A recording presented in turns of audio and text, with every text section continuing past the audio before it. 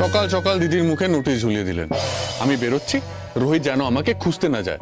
তার time duration তো দিয়ে দিতে পারতেন। আচ্ছা আপনি বলুন তো, ঠিক কতক্ষণ পর আমার অস্থির হয়ে আপনাকে খুঁজতে যাওয়া উচিত? উফ, এই শুরু হয়ে গেল তোমার পাঁচালি।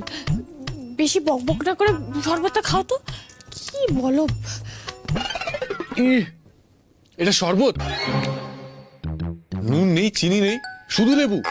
তাও আবার লেবুকে এত চটকেছেন যে তেতো হয়ে গেছে।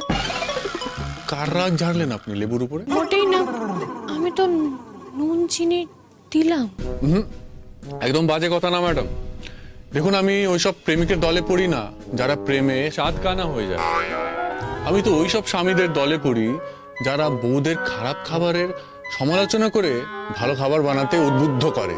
ঠিক আছে, খেতে হবে না, আমি আবার বানিয়ে নিয়ে আসছি। কি হয়েছে আপনার বলুন তো?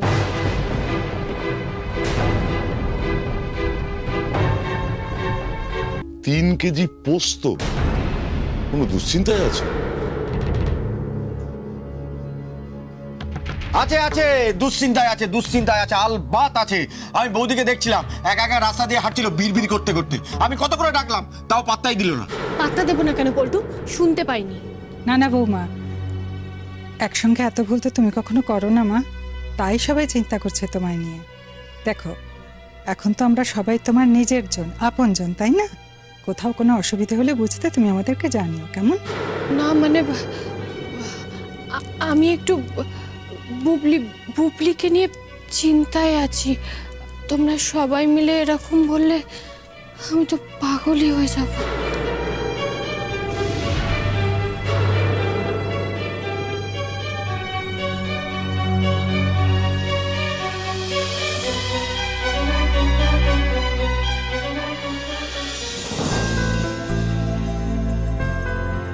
বসো। না না স্যার, ঠিক আছে, আপনি বলুন। আরে আমার সামনে অত আড়ষ্ট হয়ে থাকার কোনো কারণ নেই। হ্যাঁ, এটা ঠিক যে আমি অফিসিয়াল ব্যাপার আর পার্সোনাল ব্যাপার কখনো মিশিয়ে ফেলি না। কিন্তু তুমি যখন আমার বাড়িতে ঠাঁই পেয়েছো, তখন তোমাকে একজন সাধারণ এমপ্লয়ি হিসেবে ভাবছি না, এটা নিশ্চয়ই বুঝতে পেরেছো। Yes sir. তাহলে বসো। একটা কথা মনে রেখো, আমি যখন কাউকে বাড়িতে জায়গা দিই, তার অনেক আগেই তাকে মনে জায়গা দিই।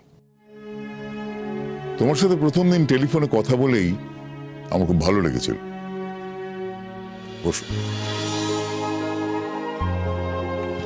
ব্যাংক ম্যানেজার কি বললেন? স্যার, প্রথমত উনি আমায় চিনতে পারেননি। আমি গিয়ে আমার পরিচয় দিলাম, তারপর উনি বললেন যে কালকে গিয়ে অ্যাকাউন্ট ডিটেলস দিয়ে আসতে। বেশ, তাহলে কাল সময় মতো গিয়ে কাজটা সেরে এসো, আমাকে যেন আর বলতে না হয়। Yes sir.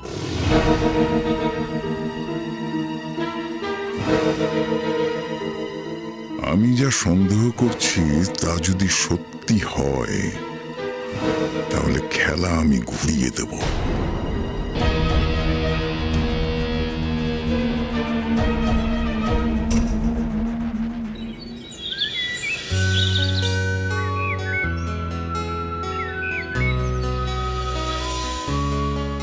বাবা, ননদ বৌদি মিলে এই অসময় কোথায় ঘুরতে চললে?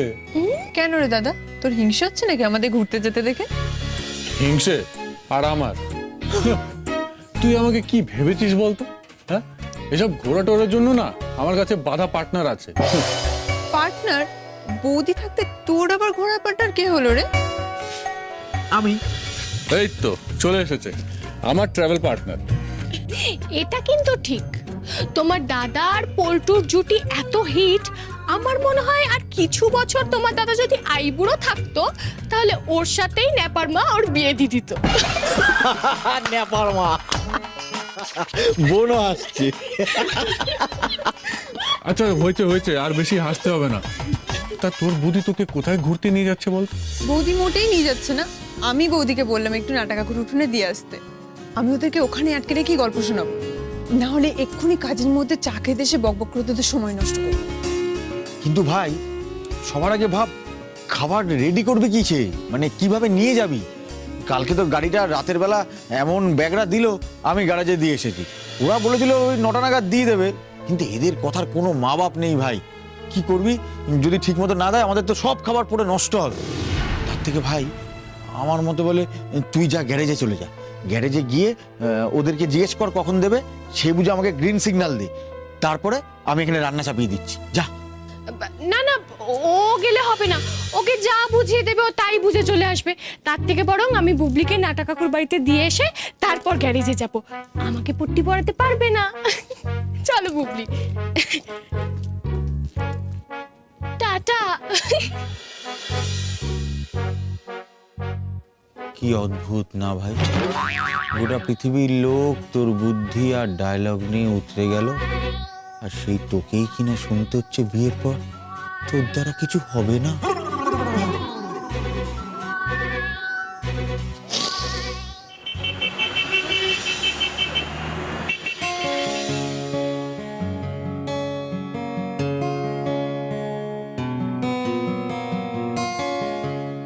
এবার দেখবো আপনার ক্যালমা। ক্যালমা? সেটা আবার কি? ক্যালমা বুঝেন না? না। বুদ্ধি খরচ করে কাজ হাসিল করাকেই ক্যালমা বলে। ও উফ, তুমি পারো বটে। দাদা, আমাদের গাড়িটা এখনো সারাই কেন হয়নি? আজ সকাল 9টায় গাড়িটা রেডি থাকার কথা ছিল। থাকেন কোথায় দিদি? কেন? বটতলার ওখানে। তো কাল রাতে এখানে বৃষ্টি হয়েছে জানেন, তো সেই বৃষ্টি আপনার বাড়ির কাছেও হওয়া উচিত। আচ্ছা, এই খোলা গ্যারেজে কি করে কাজটা হবে বৃষ্টির সময়? বেশি কথা না বলে কাজটা কতক্ষণ লাগবে সেটা আগে বলুন। 2 ঘন্টা পরে আসুন, রেডি থাকবে। এবার কি হবে রোহিত? আজকেও তাহলে রোজগার হবে না? বাস হয়ে গেল তো আপনার ক্যালমার কুল মিশাল।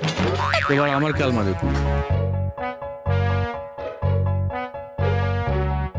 আচ্ছা দিনেশ, হ্যাঁ, ঠিক করে বলো তো কত সময় লাগবে?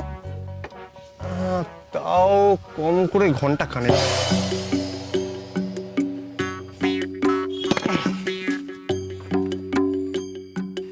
আপনি একটা কাজ করুন, পল্টুকে ফোন করে বলুন রান্না বান্না শুরু করতে। আমরা আধ ঘন্টার মধ্যে ফিরবো। আধ ঘন্টা? কিন্তু উনি তো এই মাত্র বললো যে কম করে 1 ঘন্টা লাগবে। আপনি ছোটবেলায় কাজ আর মানুষের অঙ্ক করেননি? মানুষ বাড়লে কাজ কমে, মানুষ কমলে কাজ বাড়ে। এখানে মানুষ বাড়ছে তাই কাজ কমবে। আমাদের এই বিজয় রথটা আধ ঘন্টার মধ্যে রেডি হয়ে যাবে।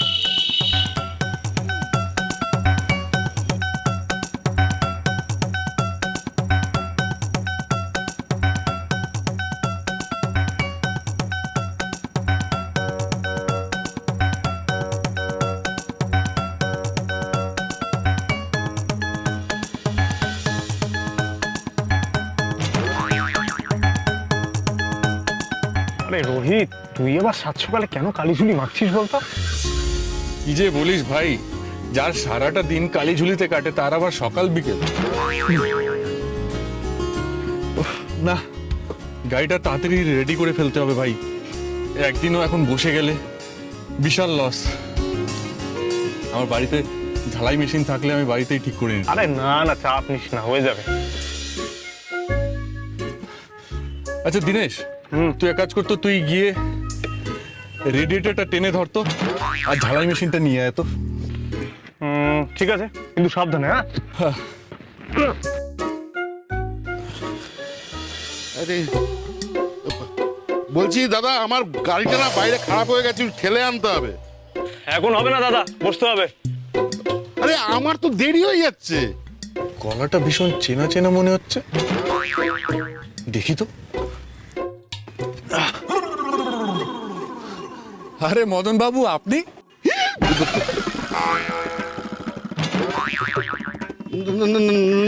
আমি আপনার ওনার কাছে আসিনি, মানে পল্টুবাবুর কাছে আসিনি। আমি তো বারাসাত কোর্টের দিকে যাচ্ছিলাম। আরে রিল্যাক্স রিল্যাক্স, কোর্ট কাছারির কি কেস হলো আবার? আমার বউ আমার নামে কেস করেছে। কেন কেস করেছে? আপনি নিশ্চয়ই আবার অন্য মহিলার চক্করে। আরে না না, মহিলার কোনো চক্করই না। আমাকে মানে ওই আপনার ওই রিলিজ সেন্টারে এসেছিলাম না, ওই যে স্টেজ রিলিজ সেন্টার, সেসব তো কেস আমার বউ ধরে নিয়েছে। তারপরে খুব করে পেঁচিয়ে বাড়ি ছেড়ে চলে গেছে। রোহিত, উনি কে? তোমাকে চেনেন, পল্টুকেও চেনেন, কেসটা কি বলো তো? আরে উনি হচ্ছেন আমাদের স্ট্রেস রিলিজ সেন্টারের রেগুলার ক্লায়েন্ট। কি বলছো কিছুই বুঝতে পারছি না, একটু পরিষ্কার করে বলো না। আচ্ছা আচ্ছা, আমি গোড়ার থেকে বলছি। হ্যাঁ আমরা একটা স্ট্রেস রিলিজ সেন্টার খুলেছিলাম, হ্যাঁ। আর মদন বাবু সেখানে নিজের বউয়ের রাগ মেটাতে আসতেন, আর পল্টু সেখানে মহিলা সেজে মদন বাবুর স্ট্রেস রিলিজ করাতো। কাজের বাসে আসেনি, সেগুলো ধুয়ে যাও, নিজে গিয়ে চা বানিয়ে খেয়ে নাও। ছি, ছি, ছি, ছি, ছি, ছি, ছি। তোর লজ্জা করে না? আমি অফিসে গিয়ে কম্পিউটার চালাবো, তারপর বাড়িতে এসে একটু বাসন মাজবো। কেন মাজবে না শুনি, কেন মাজবে না? বিয়ের আগে আমাকে বলেছিলেন রাজরানী করে রাখবে, তা রাজরানী নাকি ইঁটো বাসন মাজে? ও বিয়ের পরে তুমি স্বামী থেকে আমাকে গাড়া বানিয়ে রেখে দিয়েছো, তাই না? ও আচ্ছা, এতদিনে পুরো ব্যাপারটা আমার কাছে ক্লিয়ার হলো, আর পল্টুর মেয়ে সাজার ব্যাপারটাও আমি এতদিনে বুঝলাম। কিন্তু রোহিত, এখন কি হবে? উনি তো সত্যি সত্যি কোনো দোষ করেননি। হ্যাঁ, উনি ঠিক করেছেন। আমি তো সত্যি করে কোনো দোষ করিনি। আমার বউ শ্যামলীর নামে 80 লাখ টাকার ব্যবসা, ও যদি আমার ছেড়ে চলে যায় তাহলে তো আমি পথে বসে যাব। 80 লাখ? হ্যাঁ 80 লাখ, তার উপর আবার ঘুর চাইছে। আমি তো শেষ।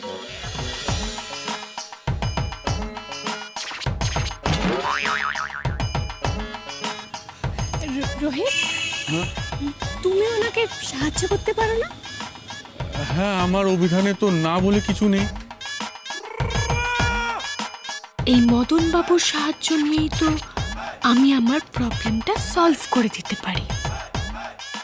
রোহিত, তোমার অভিধানে যে না শব্দটা নেই সেটা কিন্তু আমার থেকে ভালো কেউ জানে না। আর তাছাড়া ধর্ম তো তোমার কিন্তু ওনার হেল্প করা উচিত, কারণ ওনার এই দুর্গতির পেছনে তোমার কিছুটা হলেও হাত আছে। আমার হাত আছে মানে? আমি তো বিজ্ঞাপন দিয়েছিলাম, আর উনি তো বিজ্ঞাপন দেখে এসেছিলেন। আমি তো জোর করে ওনাকে আনিনি, আর আমি এটাও বলিনি যে পল্টুকে দেখে আপনি পিছলে যান। আরে না না, ওনার কোনো দোষই নেই, সব দোষ তো আমার কপালে। কিছু না করেই আমি কেস খেয়েছি। রোহিত, উনি বিপদে পড়েছেন, তোমার সার্ভিস অলরাউন্ডার এই কেসটা সলভ করে দিতে পারে তো। কেস জটিল, ওনার একজন শক্ত উকিল লাগবে। না না, উকিল টুকিল দিয়ে কিচ্ছু হবে না রোহিত। উনি বলুক আর নাই বলুক, এটা তো তুমি অস্বীকার করতে পারবেই না যে ওনার এই অবস্থার জন্য তুমিই দায়ী। দোষটা যখন তোমার, তখন তোমাকেই কিছু একটা করতে হবে, ব্যাস। এই দাঁড়ান দাঁড়ান দাঁড়ান, দেখুন আপনার মতন বউ থাকলে না শত্রুর কোনো প্রয়োজন নেই। আর আমার জন্য এই অবস্থা মানে? এখন যদি কেউ পাগলা পানি খেয়ে নিজেকে চামচিকি বলে, তাহলে কি দোষ কোম্পানির? ওনার সার্ভিসের প্রয়োজন ছিল, আমরা সার্ভিস দিয়েছি, আর আমরা বিজ্ঞাপনে যা প্রতিশ্রুতি দিয়েছিলাম সেটা পূরণও করেছি। আপনি বলুন মদন বাবু, আপনি 100% স্যাটিসফ্যাকশন পেয়েছিলেন কিনা? আপনার স্ট্রেস রিলিজ হয়েছিল কিনা? আরে আলবাত 200% আমি স্যাটিসফ্যাকশন পেয়েছি। আপনার ওই স্ট্রেস রিলিজ সেন্টারে যাওয়ার পর থেকে না আমার মন মেজাজ একদম ফুটফুট ফুটফুট করতো। রাতে না কি বলবো, কি সুন্দর ঘুম হতো। আর সকালবেলা উঠলেই ওনার কাছে, মানে ওই পল্টু বাবুর কাছে যাওয়ার একটা তাড়া থাকতো। এবার বলুন ম্যাডাম, দোষটা কার? আচ্ছা আচ্ছা, ঠিক আছে, এখানে দোষ গুণ বিচার করে কোনো লাভ নেই। আসল কথা হলো ইনি বিপদে পড়েছেন, আর তোমার কোম্পানি পারিশ্রমিকের বিনিময়ে মানুষকে বিপদ থেকে উদ্ধার করে। নিজের ক্লায়েন্ট ভেবেই ওনার হেল্প করে দাও না রোহিত। সেটা আমি দিতেই পারি, কিন্তু উনি তো... ব্যাস, আর কোনো কিন্তু কিন্তু নয় রোহিত। দেখো, ওনার 80 লাখ টাকার সম্পত্তি হাতছাড়া হয়ে গেছে। এখন যদি তুমি ওনার কেসটা সলভ করে দিতে পারো, তাহলে উনি কিন্তু তোমাকে পারিশ্রমিক দেবেন। কি মদন বাবু, দেবেন না? হ্যাঁ দেবো তো, কিন্তু উনি কি কেসটা সলভ করতে পারবেন? শুনলেন না, ওর অভিধানে না নেই। অভিধানটা সস্তায় কিনেছিল, তাতে কয়েকটা পাতা ছিল না, আর তাতে না লেখা পাতাটাও ছিল না। বেশ, তাহলে বলুন আপনার কত দিতে হবে? দেখুন, আপনার কেসটা জটিল, তাই চার্জটাও... আচ্ছা আচ্ছা, ঠিক আছে, রেটের আলোচনা হবে কোন, পুরনো ক্লায়েন্ট আপনি, রোহিত আপনাকে ঠকাবে না, আপনি নিশ্চিন্তে থাকুন।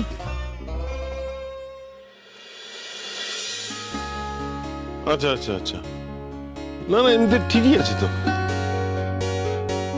সরস্বতী ফোন করেছিল? ও না না, শোনো না, বলছিলাম যে এখানে তো আমরা সবাই আছি, আমরা আমরা আমরা সামলে নেব। তুমি তুমি ওখানে থাকো, ওই দিকটা দেখো। হ্যাঁ হ্যাঁ, তুমি তোমার সময় নাও না, সবকিছু মিটে গেলে তারপরে এসো। হ্যাঁ হ্যাঁ, আচ্ছা রাখছি এখন। হ্যাঁ ঠিক আছে।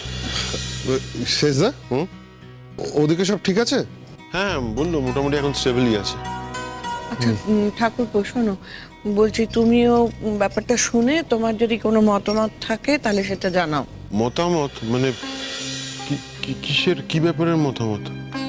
দাদা, আপনি তো জানেন আপনার ভাই কিছু করছে না, বসে আছে। এভাবে তো দিনের পর দিন চলতে পারে না। তাই ভাবছিলাম যে আমাদের কিছু একটা শুরু করা উচিত। হ্যাঁ অনু, নিশ্চয়ই কিছু তো একটা করতেই হবে। এ নিয়ে তো দ্বিমত থাকার কোনো কারণই নেই। মুশকিল হলো আমি যে একটু বসবো, ব্যাপারটা নিয়ে ভাববো, সেই সময়টাই পাচ্ছি না। আসলে আসলে সরস্বতীদের বাড়ি নিয়ে সমস্যা, তারপরে পার্বতীও চলে গেল ওর মায়ের কাছে, কিন্তু এই নিয়ে সিরিয়াসলি ভাবার একটা সময় এসে গেছে। হ্যাঁ দাদা, সে কথা ভেবেই আমি বেশ কিছু কোম্পানিতে চাকরির ইন্টারভিউ দিয়েছি। এখনো পর্যন্ত কোনো রেসপন্স আসেনি। আসলে কি জানো তো, নিজেদের কোম্পানির এক্সপিরিয়েন্স শো করলে অনেক কোম্পানি আমার এই ব্যবসা ছেড়ে আসাটাকে ড্রব্যাক হিসেবে দেখছে। আর উইদাউট এক্সপিরিয়েন্স কাজ পাওয়ার তো কোনো প্রশ্নই ওঠে না। তাই বলে হাল ছাড়লে তো চলবে না। দেখো, তুমি তোমার মতো চেষ্টা করো, আমিও আর বসে থাকবো না।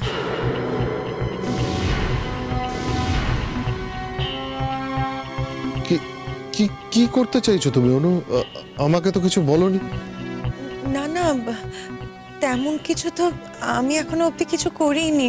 কি বলবো তোমাদের, আসলে জানো একটা ভাবনা মাথায় এসেছে, তাই ভাবলাম আজ তোমাদেরকে বলি সেটা। করে ছোট ঠাকুরপোর সঙ্গে কাঁধে কাঁধ মিলিয়ে তুই কাজ করবি, এটা তো খুব ভালো কথা। বল না, বল কি করতে চাস বল। দিদি, আমি সরস্বতীকে ফোন করেছিলাম।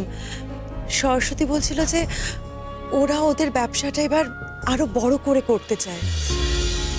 আমি ভাবছিলাম যে আমি ওর সাথে কাজে যোগ দেব। এই বিষয়ে আমার যে অভিজ্ঞতা, সেটা কাজে না লাগিয়ে এভাবে ঘরে বসে থাকার কোনো মানে হয় না।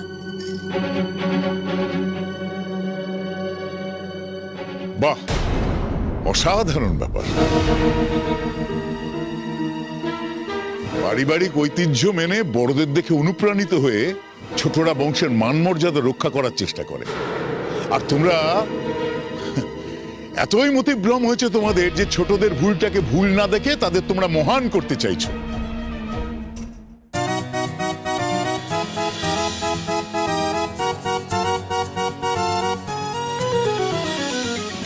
এ রোহিত, তুই এক চক্কর চালিয়ে দেখে নে, বুঝলি জলটল পড়ছে কিনা। ভাই তুই নিজে দেখে নে না, আমি একটু রেটটা ফিক্স করে নিই। বাবা, এদিকে এসো। নিজের জিনিস ভালো করে চেক করে নাও, নাহলে দুদিন বাদে আবার গ্যারেজে আসতে হবে। তুমি যাও, চেক করে নাও, আমি রেটটা ফিক্স করে নিচ্ছি। তাতে যে তুমি ঠকবে না তার প্রমাণ কিন্তু আমি তোমাকে আগেই দিয়েছি। কিন্তু আপনি আবার কিন্তু কেন? যাও না, যেটা বলছি সেটা শোনো, যাও। আচ্ছা ভাই, তুই স্কুটিটা সাইড করে দে তো। আপনি চলুন। হ্যাঁ চলুন, এইদিকে আসুন। চলুন। হ্যাঁ হ্যাঁ, আসুন আসুন। ভালো করে ভালো করে।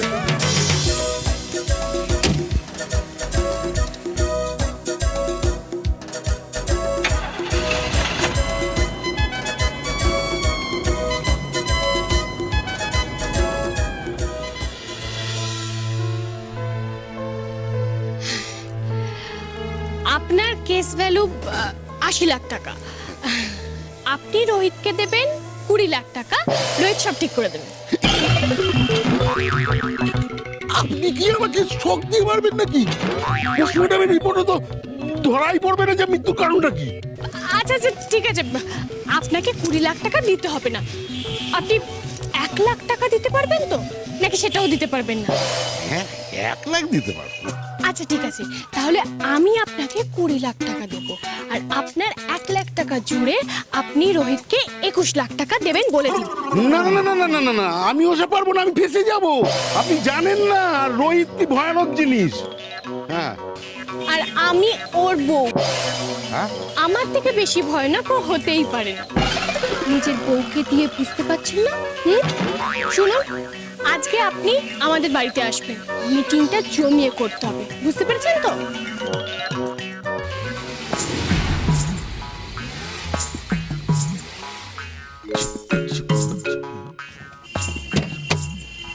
দিনেশ একদম পারফেক্ট আছে ভাই। রোহিত, এখানেও ডিল ফাইনাল হয়ে গেছে। কোনটা ঠিক আর কোনটা ভুল সেটা কে বলে দেবে? আর কোনটা বংশের মর্যাদা আর কোনটা ব্যক্তিগত গোড়ামি সেটাই বা কে বলে দেবে? তুমি। তাহলেই হয়েছে। হ্যাঁ, বাড়ির সবার যখন মতিভ্রম হয় তখন কোনটা ঠিক আর কোনটা ভুল এটা ঠিক করে দেওয়ার দায়িত্বটা একজনকেই কাঁধে তুলে নিতে হয়। এমনিতেই তো একটা ভিখারি ছেলেকে বিয়ে করে সরস্বতী পরিবারের মান মর্যাদার একেবারে 12টা বাজিয়ে ছেড়ে দিই। এখন বাকি রইলে তুমি, বাড়ির ছোট বউ হয়ে খাবার বিক্রি করতে রাস্তায় নেমে কফিনের শেষ পেরেকটা পুঁতবে। ভুলে যেও না, মাথার উপর ছাদটা কিন্তু এখন এক আছে। তোমাদের মান সম্মান বলে কিছু নাই থাকতে পারে, কিন্তু আমার একটা সম্মান আছে। কি বললে দাদা? বাড়ির বউ? কাকে তুমি বাড়ির বউ বলছো? তুমি আমাদেরকে আপন মনে করো? তোমার এই ভুলে ভরা ঐতিহ্য রক্ষা করতে গেলে চোখে ঠুলি পড়ে থাকতে হবে। যেই ঠুলিটা এতদিন আমার আর শেষদার চোখে ছিল, এখন সেই ঠুলি আমাদের চোখ থেকে খসে গেছে। আমাদের মধ্যে যথেষ্ট ভদ্রতা এখনো বেঁচে আছে, তাই তোমাকে সসম্মানে বলছি দাদা, কাউকে সম্মান করতে না পারো অসম্মান করো না। নাহলে ছোট মুখে বড় কথা বলতে আমারও ভালো লাগবে না। এখানে আমার স্ত্রীর সম্মান জড়িয়ে আছে দাদা। ওর সম্মান রক্ষা করার জন্য আমি কিন্তু মুখ খুলতে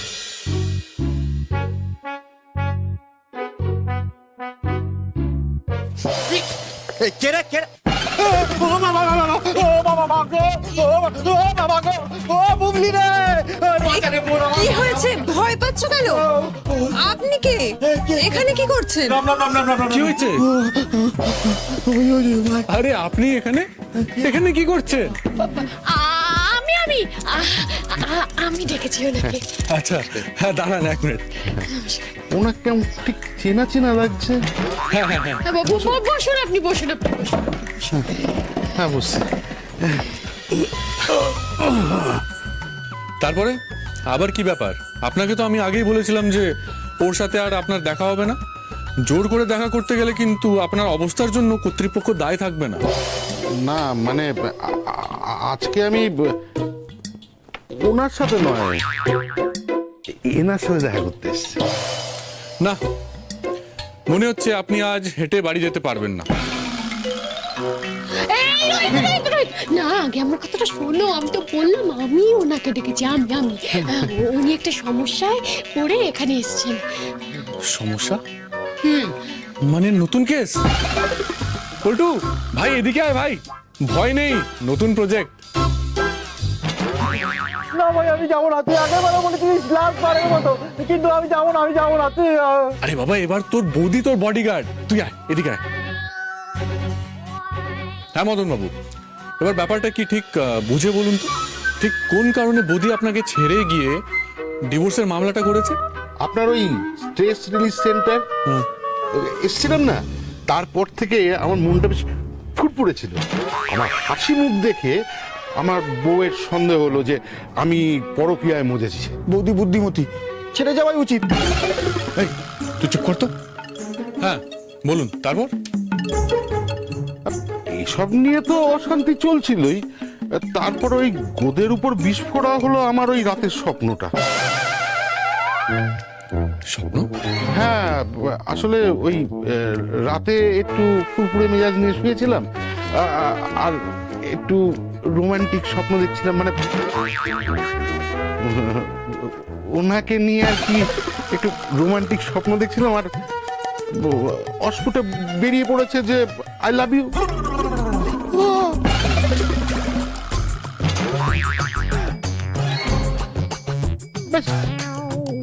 আর কি, যখন চোখ খুললো তখন আমি হসপিটালে, মনে সুখে না খুব পেনিয়েছে আমাকে। আচ্ছা আচ্ছা, বুঝতে পেরেছি। আর বোঝাতে হবে না, কাটা দিয়ে কাটা তুলতে হবে, তাই তো? না না না, কাটাটা কেন, ব্যথা তো। এই না না না ম্যাডাম, দেখুন সার্ভিস অলরাউন্ডার কিন্তু কোনো ভায়োলেন্ট কাজ করে না। ও সব ছুরি কাটার আইডিয়া ছাড়ো তো। না না, আপনার জীবনের কাটা হলো এই পল্টু, ওকেই আবার মেয়ে সাজিয়ে বৌদির কাছে নিয়ে যাব।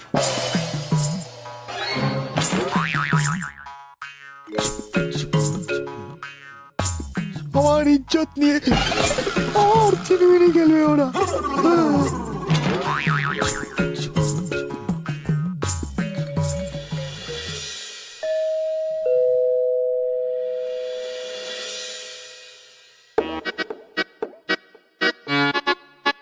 কাকে চাই? আমি একটু তোমার সাথেই কথা বলতে এসেছি। কিন্তু আমি তো আপনাকে চিনতে পারলাম না।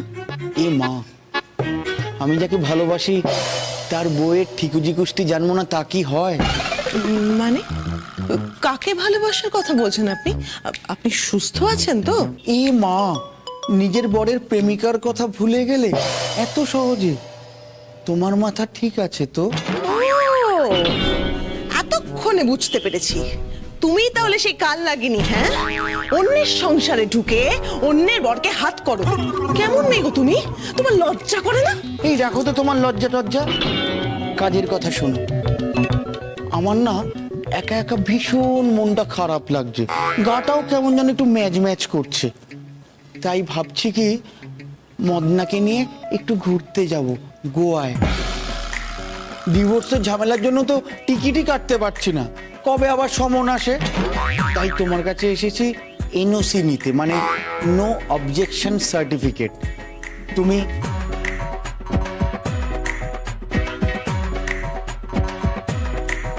এখানে একটু সই করে দাও না যে এতে তোমার কোনো আপত্তি নেই। শাকচুন্নি কোথাকারে, এত বড় সাহস তোর, হ্যাঁ? তুই আমার সামনে দাঁড়িয়ে আমার বরকে নিয়ে গোয়াকে ফুর্তি করার কথা বলছিস না? লিখে দেবো তাই না? দিচ্ছি তোকে এনওসি, দিচ্ছি। আর দিকে লাগছে তো। বাবারে বাবা, ডর দেখলে গা জ্বলে যায়। ডিভোর্স ফাইল তো করেই দিয়েছো, এখন মদনা আমার সাথে গোয়ায় যাক কি কেতুগ্রাম যাক তাতে তোমার কি? হ্যাঁ, মদন না আমার স্বামী, হ্যাঁ? মদন আমার স্বামী, ওকে আমি ডিভোর্স দেবো না, ডিভোর্স। এখন কেন, কখনোই দেবো না, 7 জন্মে ডিভোর্স দেবো না। হ্যাঁ, কত কট কোট পুড়ি আমি মদনকে তৈরি করেছি, আর সেই রেডিমেড মদনকে আমি তোর হাতে তুলে দেবো। হ্যাঁ, রোহিত, কি মনে হচ্ছে পল্টু, আমাদের পল্টু মার খাবে না তো? ও যদি মার খায় না, আমার কিন্তু কোনো দায়িত্ব নেই। আমার বই একটা হাতে চোর খেলে না।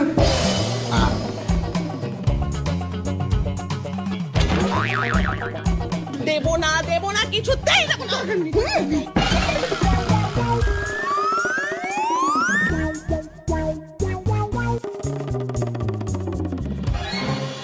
চুল ধরে টানুন বৌদি, ওই বদমাশ মহিলা আমার স্বামীকেও পুষলেছে। চুল টানবো মানে কি? চুল টানবো মানে কি? ওকে আমি ন্যাড়া করবো, ন্যাড়া করে ওর মাথায় ঘুম ঢালবো। আমার সাথে আমি গোয়ায় যাব, ওর মাথার উপর আমি একটা ইমেজ তৈরি করবো। কি করবো? তোকে কি করবো? কি করবো?